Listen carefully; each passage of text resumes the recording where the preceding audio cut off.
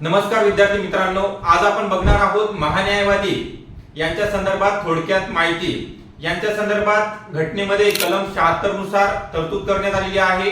महान्यायवादी हे भारताचे सर्वोच्च कायदा अधिकारी म्हणून कार्य करतात। यांची नेमणूक भारताच्या राष्ट्रपती मार्फत करण्यात येते। यांचा जो कालावधी आहे घटनेमध्ये निश्चित करण्यात आलेला नाहीये।